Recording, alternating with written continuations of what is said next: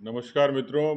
आज मोदी सरकार का लगातार ये बजट जो एनडीए के रूप में इस बार प्रस्तुत हुआ है, हालांकि पिछले 10 वर्षों में प्रधानमंत्री नरेंद्र मोदी जी के रूप में एनडीए की सरकार ने, बीजेपी की सरकार ने खास तौर पर जिस बात के लिए पहचान बनी पिछले 10 वर्षों में, वो बुनियादी विकास और देश में भविष्य की संभावनाओं के आधार पर देश को विकसित करना है।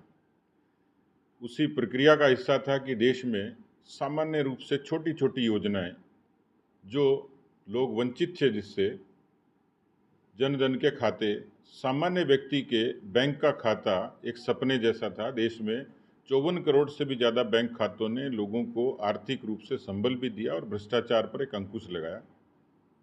उज्ज्वला के जरिए जो गैस कनेक्शन कभी दीवा स्वप्न होता था, जो शहरी लोगों को और अभिजात्य लोगों को नसीब होता था, गांव गांव तक उसकी पहुंच होना, धुएं से मुक्ति तो मिली ही, लेकिन देश में पर्यावरण की सुरक्षा के लिए भी और बाकी उपक्रमों के लिए उस उज्ज्वला ने देश में क्रांतिकारी बदलाव लाया।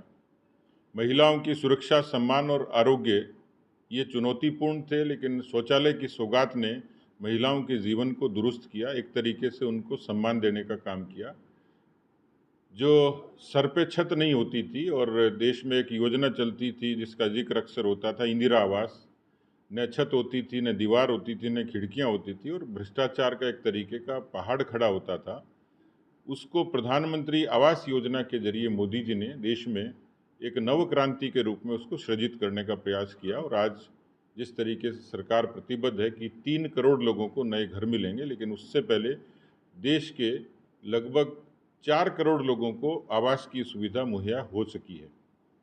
आर्थिक तौर पर भी हमारे देश में एक आर्थिक रूप से अराजकता थी, अनुशासन की कमी थी, लेकिन जीएसटी से लेकर वन नेशन वन टैक्स, इस संकल्पना ने भारत को आर्थिक अनुशासन भी दिया।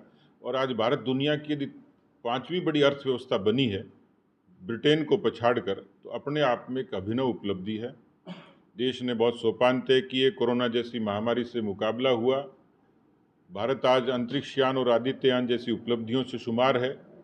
ओलंपिक में मेडल बढ़ते हैं, खिलाड़ियों के लिए खेलो इंडिया से लेकर और रोजगार के साधनों को मुद्रा से, स्किल डेवलपमेंट से और स्टैंड अप स्टार्टअप, इस तरीके के अभिनव प्रयोगों से देश के नौजवानों को भी ताकत मिली। मैं यदि निष्कर्ष रूप में कहूँ तो अक्सर प्रधानमंत्री जी कहते हैं कि देश में 4 कौमें हैं, गरीब हैं, किसान हैं, महिला हैं और युवा हैं। इस बार का बजट भी परंपरागत रूप से उन्हीं को समर्पित है, और 9 बातों पर जिन्होंने भारत में जो सरकार ने जो प्राथमिकता में रखी हैं। और ये बजट भारत के 2047 के, जब आज़ादी के 100 बरस होंगे, आज़ादी के 100 वर्षों में भारत की स्थिति क्या हो, भारत की दृष्टि क्या हो, उसको फोकस करके किया है। भारत आज प्रतिभा के नाते, तरक्की के नाते, विकास के नाते जो शुरुआत हुई थी, उस गति को कायम रखने में कामयाब हुआ है। अटल बिहारी वाजपेयी जी के समय एक अभिनव शुरुआत हुई थी, किसान क्रेडिट कार्ड से लेकर, फसलों की बीमा योजना से लेकर, प्रधानमंत्री ग्राम सड़क योजना से लेकर, कुल मिलाकर शहर और गांव के भेद को खत्म करना, शिक्षा के ढांचे को उन्नत करना, रोजगारों के अवसर सृजित करना, रोजगारों में भी देश में सरकारी नौकरियों की जो होड़ थी उसके इतर नौजवानों को आत्मनिर्भर बनाना। वो कह रहे हैं कि नाकाफी है और बेहतर करना चाहिए। मैं उनकी बात से सहमत हूँ, क्योंकि भारत में इश्क के इम्तिहान और भी हैं, सितारों के आगे जहाँ और भी है। पिछले 10 वर्षों में बेहतरी हुई है, और अप्रिशिएट ही करूँगा कि वो बेहतरी की उम्मीद करते हैं। और ये बजट कमिटमेंट का बजट है जो बेहतरी के उस संकेत को प्रकट करता है। तो विपक्ष की बात उस मायने में सही है, आलोचना के तौर पर नहीं, लेकिन समालोचना के तौर पर मुझे लगता है कि वो भी इस बात से इत्तेफाक रखते हैं कि और भी बेहतर आगे होगा। युवाओं के लिए एक बड़ा ऐलान किया गया है कि 500 शीर्ष जो कंपनियां हैं उनमें जो है युवाओं को मौका दिया जाएगा इंटर्नशिप करने का, 5,000 रुपये भी देंगे और इसके अलावा जो भत्ता है वो भी दिया जाएगा। तो इसको, इस फैसले को किस तरीके से देखते हैं, क्योंकि बेरोजगारी को लेकर लगातार सवाल जो है वो देश के अंदर होते हैं। देखिए, देश में हमारे यहाँ जब हम अंग्रेज़ों के ग़ुलाम थे तब एक लॉर्ड मैकाले की चर्चा अक्सर होती है, जिसने भारत के शिक्षा को और भारत के रोज़गार के ढांचे को विकृत किया और इस देश में बाबू बनाने का काम किया। हिंदुस्तान के नौजवान को इतना निर्भर कर दिया सरकारी नौकरियों पर कि उसने अपने पैरों पर खड़ा होने की बजाय दूसरा रास्ता चुना और देश में एक इस किस्म की चुनौती खड़ी हो गई। हालांकि पिछली सरकार ने 11 लाख लोगों को रजिस्टर्ड तरीके से सरकारी नौकरियां दी हैं, लेकिन उससे भी ज़्यादा मैं मोदी सरकार की नौजवानों के लिए जो योजनाएं थी उसमें उनको अप्रिशिएट इसलिए करूंगा कि उस मिथक से, उस धारणा से बाहर निकालकर हिंदुस्तान के नौजवान को कौशल विकास के जरिए, मुद्रा के जरिए, स्टैंड अप के जरिए, स्टार्टअप के जरिए आज दुनिया में, भारत में आर्थिक तौर पर तरक्की के रास्ते में एमएसएमई से लेके, स्टैंड अप से लेके, स्टार्टअप से लेके, कौशल विकास से लेके, इन योजनाओं से हिंदुस्तान का जो जितना नौजवान नियोजित हुआ है उसमें ये पहल है कि 500 टॉप कंपनियों में हिंदुस्तान के 5 करोड़ नौजवानों को सीधे सीधे इंटर्नशिप की सुविधा मिलेगी और वो पैरों पे खड़े हो पाएंगे। मुझे लगता है कि ये सरकार की प्रतिबद्धता ही है और ये तो ट्रेलर है। सरकार जिस तरीके से कमिटेड है, मैंने जिन 4 कौमों का जिक्र किया, ये जो 10 बरस होंगे, ये मुझे लगता है इस पूरे कौम के लिए, तबके के लिए स्वर्णिम युग की तरह होंगे। उन 4 कौमों में से एक है सर अन्नदाता, जो एमएसपी गारंटी की उम्मीद कर रहा था। क्या आज इस बजट में कोई प्रावधान इसको लेकर के भी किया जा रहा है? देखिए, देश में एक चर्चा होती थी स्वामीनाथन की रिपोर्ट्स को लेकर, हम लोग भी मांग करते थे, लेकिन जो मैंने कहा, कांग्रेस को लगभग 50 बरस तक शासन करने का अवसर मिला। बीच में कुछ कालखंड में दूसरे दल भी आए जिसमें लेफ्ट पार्टियां भी थी, अलायंस के ज़रिए उन्होंने भी काम किया। लेकिन इस देश में आज जो सबसे बड़ी किसानों के संबल और ताकत की योजना है, वो केवल देश की नहीं, प्रधानमंत्री किसान सम्मान निधि ऐसी डायरेक्ट बेनिफिट ट्रांसफ़र स्कीम है जो दुनिया के किसी भी देश में नहीं है, भारत में है।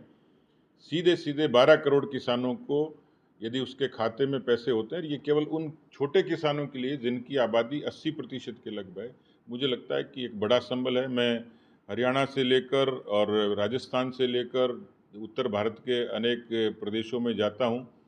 फसलों की बीमा योजना को लेकर एक एक ज़िले में 1-1 हज़ार करोड़ का क्लेम किसानों को उपलब्ध होता है।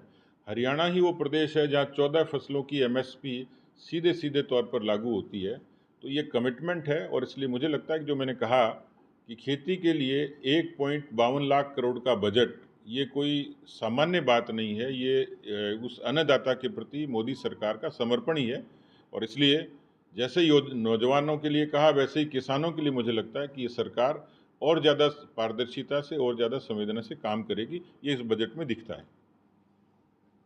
थैंक लिए स्वरोजगार के सेल्फ एम्प्लॉयमेंट कभी किन्हीं सरकारों का फोकस नहीं था, जिस पर मोदी सरकार ने फोकस किया और इसलिए जो बजट की 9 प्राथमिकता अभी आज जो पेश किया वित्त मंत्री निर्मला सीतारमण जी ने, कृषि में उत्पादकता और उसकी अनुकूलता, रोजगार और कौशल का प्रशिक्षण, समावेशी मानव संसाधन विकास और सामाजिक न्याय जिसका अक्सर चर्चा होती है, विनिर्माण और सेवाएं, शहरी विकास, ऊर्जा में सुधार, इंफ्रास्ट्रक्चर का डेवलपमेंट और नवाचार, अनुसंधान और विकास, और जो सबसे महत्वपूर्ण है नेक्स्ट जनरेशन के लिए रिफॉर्म्स, नई पीढ़ी के लिए उसमें सुधार किस तरीके से, उस बात पर फोकस हुआ है। यानी मैं इसको कंक्लूसिव रूप से कहूँ तो समग्रता से भरा हुआ ये बजट, दृष्टिपरक बजट जो केवल आज की नहीं, नई पीढ़ी के भविष्य की भी सोचता है। तो उसमें खास तौर पर जो प्रावधान मुझे दिखे विशेष तौर पर, यूँ तो बहुत विस्तृत बजट है जिसकी चर्चा और बाकी चीज़ें रहेंगी। 11.11 लाख करोड़ का पूंजीगत व्यय, ये भारत की महत्वाकांक्षा को दर्शाता है कि किस तरीके से हम लोगों ने विकास को भी दिशा दी और आर्थिक रूप से देश तरक्की के रास्ते पर कैसे जाए। इसमें जो बड़ा एक क्रांतिकारी बदलाव कहा जा सकता है, जिसमें 6 करोड़ किसानों को लैंड रजिस्ट्री के मार्फत उनको आइडेंटिफाई किया जाएगा। मैंने जो सेल्फ एम्प्लॉयमेंट की बात की, उसमें मुद्रा लोन के जरिए 10 लाख की जो लिमिट है उसको 20 लाख तक बढ़ाया। लेकिन एक बड़ी बात जो इसमें कही गई है वो है देश के 500 टॉप कंपनियां, 500 बड़ी कंपनियां, जिसमें 5 करोड़ नौजवानों को, युवाओं को इंटर्नशिप के जरिए उनको सेल्फ एम्प्लॉयमेंट की तरफ, उनको भविष्य की बुनियादी विकास की सुविधाओं की तरफ उनको विकसित करने का काम होगा। महिला, युवा, इनका इस बजट के जरिए जो इन्वेस्टमेंट होगा वो 3 लाख करोड़ का होगा।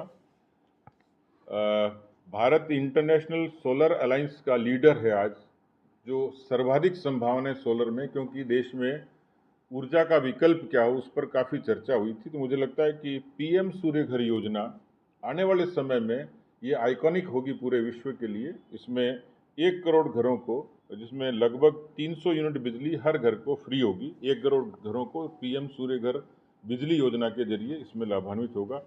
उच्च शिक्षा के लिए जो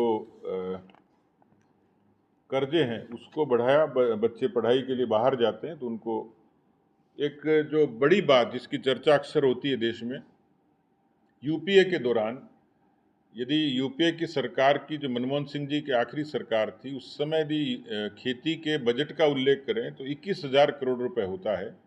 मोदी सरकार ने पिछले 10 वर्षों में इसको 1.25 लाख करोड़ तक पहुंचाया। यदि इसको ठीक तरीके से विश्लेषण करेंगे तो एक बड़ा क्रांतिकारी बदलाव था कि खेती में जो नवाचार हुए, खेती में जो अनुसंधान हुआ, खेती में जो प्रोत्साहन मिला, एक बड़ा कारण था। लेकिन इस बार उसमें और ज़्यादा इजाफा हुआ। 1,92,000 करोड़ रुपए का प्रावधान भारत की सरकार ने खेती के लिए किया, खेती की अवसंरचना के लिए किया। अपने आप में बड़ा काम है। रोजगार और कौशल विकास के लिए 5 योजनाएं, जिसका व्यय होगा 2 लाख करोड़ रुपए। युवाओं को इंटर्नशिप का मैंने कहा। एक जो बुनियादी ढांचे की बात मैंने कही थी, 11,500 करोड़ रुपए ये प्रधानमंत्री ग्राम सड़क योजना में और खर्च होगा। 25,000 ऐसी बस्तियां जहां कई बार पानी भरता है, कई बार आवागमन की असुविधा होती है। यूं देखें तो प्रधानमंत्री ग्राम सड़क योजना वाजपेयी जी ने जिसकी अभिनव शुरुआत की, और आज देश में शहरों से गाँव को जोड़ने की दुनिया की यह अभिनव योजना, जिससे 6 लाख किलोमीटर सड़क केवल प्रधानमंत्री ग्राम सड़क योजना के जरिए देश में बनी है। उसमें 25,000 ऐसी बस्तियों को चिन्हित किया है, जिसमें 11,500 करोड़ रुपए के निवेश से उन बस्तियों की दशा सुधरेगी, उनका जो रोड इंफ्रास्ट्रक्चर और ज़्यादा उन्नत होगा। कुल मिलाकर मोटे तौर पर इतने विशाल बजट में कुछ मैंने निष्कर्ष रूप में आपको बातें कही हैं।